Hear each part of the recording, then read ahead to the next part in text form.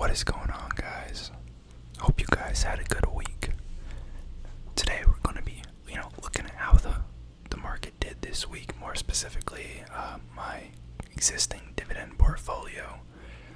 Now, this is not the new one that I'm building on the channel. Trying to be a little more creative and find some new stuff with that one, and grow it each week. This is a lot of larger companies that are kind of just parking some money in here. Until the market's volatility tones down a little bit. Today was pretty good. I'm gonna be honest. Pretty much everything was up. If you weren't up today, I'm not too sure what you were in. Not to be rude, but I just mean pretty much every stock was green today. So if we look over on the left here, you can see the majority of my holdings are green. Some of them are red, but it's very, very slight. So VTI, which is just Vanguard's total market index fund, was up basically 1% today, which is pretty solid. Now, if you guys remember, this is basically the S&P. It just also includes the other 2,900, smaller companies that don't really have a chance of making it into the S&P 500. So it's just a slightly larger snapshot of the market, which is why you'll see here the S&P was up 0.88% today, or 0.88%, and VTI was at 0.99. Now, Intuit was up huge today. I don't believe there was any news. We'll double check right now. But it was up 2.41%. Now, this is one that I'm already up pretty big on. I don't see any crazy news from today.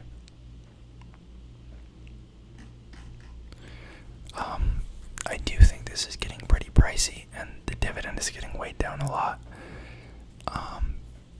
If I wasn't facing potential tax implications, I would totally trim this position down, or even sell out of it for now.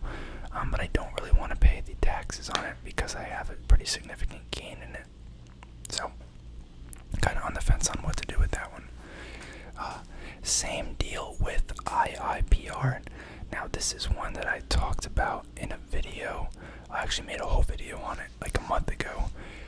And since I bought, it's up about 27%. So I'm also, I think it's pretty highly valued at the moment.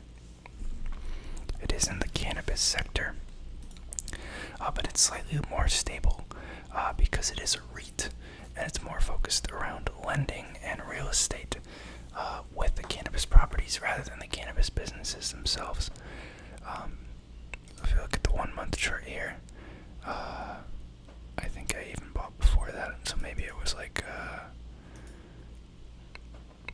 it's probably about here. I think I got in like 188. Yeah, like around late June here. You can see it's up about $45, which is nuts. Was not anticipating it to pick up that quickly when I bought it. Obviously, I thought something was appealing about it, and I thought it looked good. But I didn't expect this quick of a return. And I kind of think it's, I don't know. This one I feel a little bit better about than Intuit, but I do think it's still a little pricey. But it's a kind of unique stock, given the exposure. I think there's only one or two other cannabis REITs now, but they're a lot smaller and they don't have the same client base. Next up, Iron Mountain. Decent day for them. They beat the market today, 1.2%. I still don't believe there was any news on this. I think we're just seeing a little bit of a pickup in some of the, less growth and techie names, which is why some of these real estate companies and other, related dividend stuff are up today more than the market. It still has a 5.34% yield. I think this is probably my biggest gainer, because I bought this down in the low 20s, I think. Can't remember the exact price. I'd have to look at my account view. But I have been buying on the way up, So my yield is not as crazy as you would think it would be, but it's pretty decent. I like them long. Their data center business keeps growing, so let's see what they can do long term. NextEra Energy was down 0.5% today.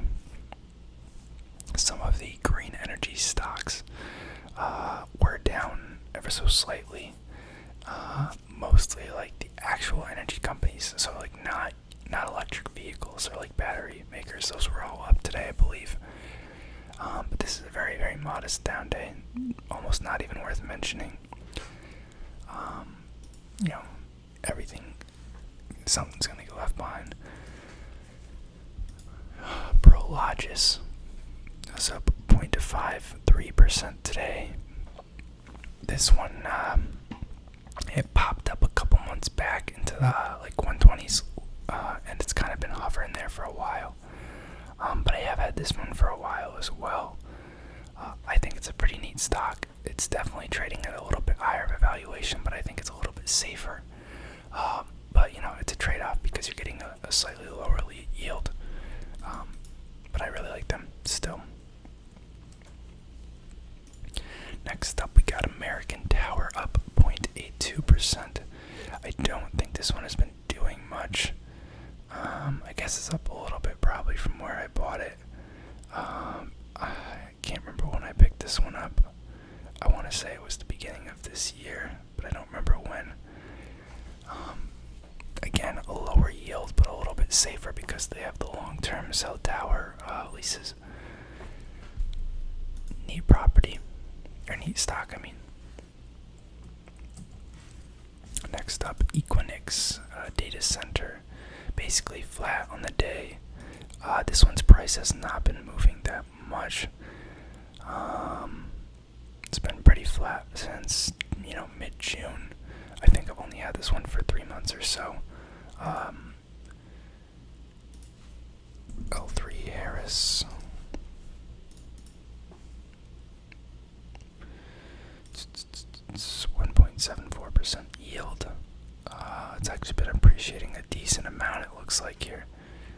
But down about 1% today.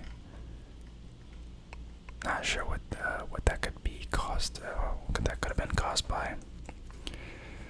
Digital Realty Trust, 0.79%. Other data center stock, mild uptick, nothing crazy. Medtronic. Let's see. Pretty solid uptrend. Yield's flat. Yield's coming down a little bit, obviously. Yeah, not too much to say. I felt like today was a pretty good day. Kind of wanted to go through and see how everything was doing to end the week out, and kind of see if I want to pick anything up next week. But honestly, everything's been on a pretty solid uptrend, so it makes it hard to kind of pick losers and companies that you're going to want to buy. You have AbbVie also on a general uptrend after being, I guess general uptrend, but still been a little flat. But this is a higher yield, more mature company. ADP up 0.9%. Lower yield again. This one's been appreciating slightly. As has everything, it seems everything's just kind of drifting upward, which is another reason why I've just, I wanted to be in the market. I didn't want to try and time things because if you asked me, I don't think there's any real reason why everything should just be drifting upward. Unless I guess you just want to cite inflation of the money supply, but inflation of prices in the market, which is typically a byproduct of that, typically cause a lot of stocks to go down. So, me just being in the market is kind of the best option, I think. And, that's why I'm surprised by all this, but, I'm happy because I'm in it. Realty Income. I always try and call this company O-Realty for some reason. I think it's because of O'Reilly, like the auto company. I think they come to mind, but up slightly, but other than that, not too much action. They did have a vote on the merger and then spin-off with REIT, I think it's called. They're acquiring them, which is another REIT, I believe. And then they're combining their office properties from both the REITs in the new merger. And they're spinning that off, which I actually kind of like, and I'm going to sell that because I don't like office REITs.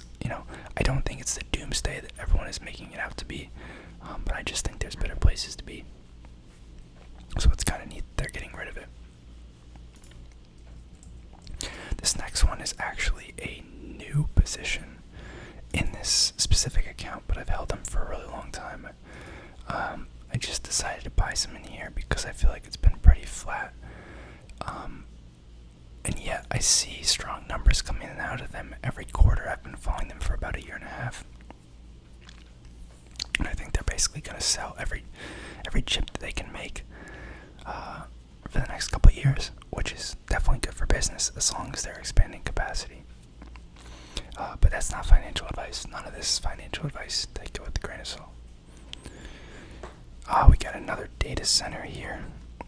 It's kind of odd that the data center stocks like Equinix and Iron Mountain and DLR are all kind of moving differently. On the one hand, you have Cyrus One, Equinix. We have Cyrus One and Iron Mountain up pretty big. DLR was up decent, but Equinix is flat, kind of weird. So is CoreSite Realty, which is another data center REIT. They're flat. That's kind of weird, because typically they kind of move in tandem. This company's been very, very flat, but I have not owned them for the entire length of this chart. I'm probably still about break even on them, honestly. But they pay a decent dividend, and they're growing it each quarter.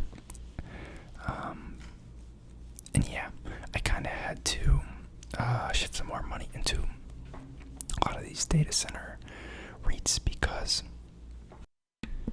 one of the other ones that I was in actually got taken private by, I can't remember if it was BlackRock or Blackstone. Jumped like 35%, and I sold out and took profits, but I needed to redistribute those, and I kind of wanted to keep exposure to the space, so I had to buy into some of these at probably like non-optimal prices, but it's okay.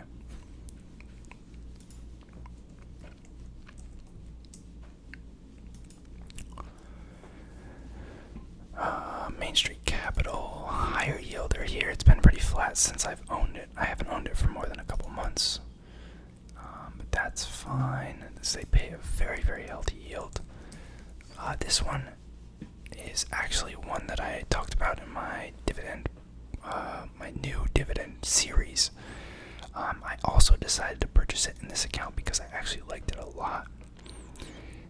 And funny enough, I bought a pretty significant amount of shares this Thursday here at almost exactly $13. And then what do you know today? No idea why, unless it was just like one of these articles that pushed it. But it shot up like 3%, which is great. It is a smaller company, so honestly, something like this, or maybe an article on another site, could have actually caused the spike. If it's just drawing exposure to one of these smaller cap stocks, but very nice yielder. Go back and watch my dividend series part 1 if you are interested.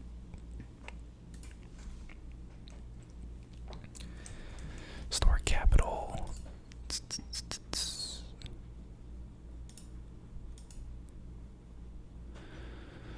I have not owned this one that long. I made a video when I added them probably 2 months back,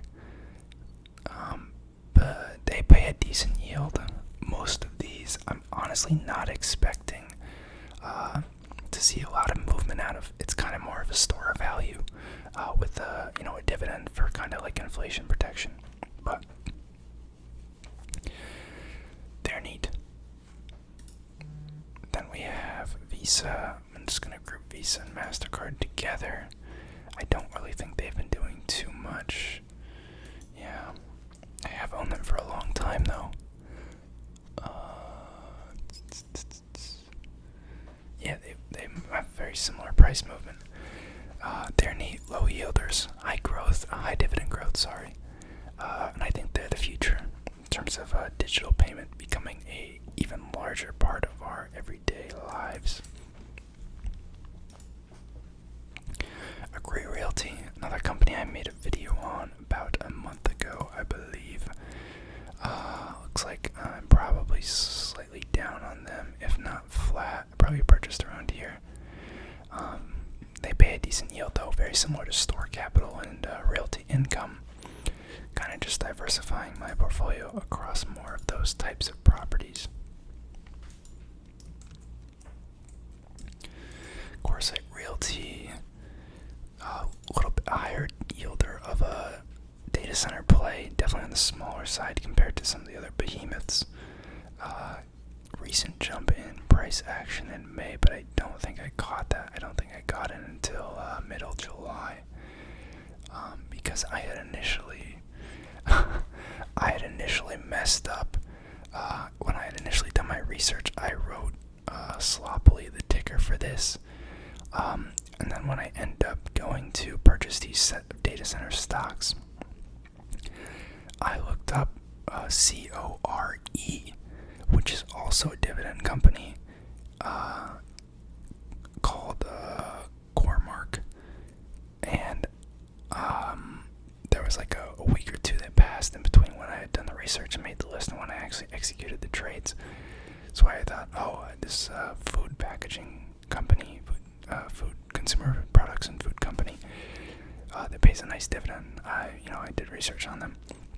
Core sounds familiar, and I bought them, and I had them for like a month or something.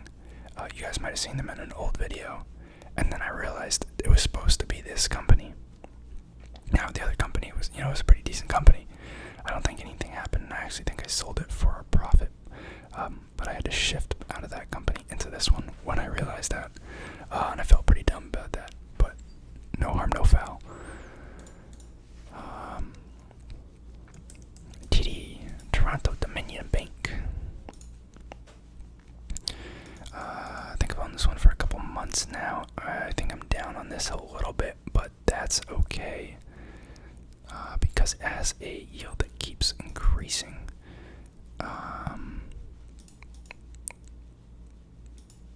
Actually, not terrible growth out of this one in the past year. But yeah, probably down a little bit on this one, but the yield's okay, so I'm fine with that. MPW is one that I've had for an extremely long time. I got most of my shares in the $14 and $15 range, so this is a pretty good spot to be in. Now, this one also pays a pretty high yield, which is very, very nice.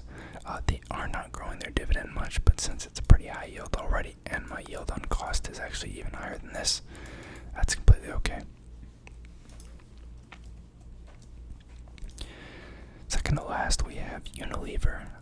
This one has had a pretty rough time as well, been on a general downtrend ever since I purchased it.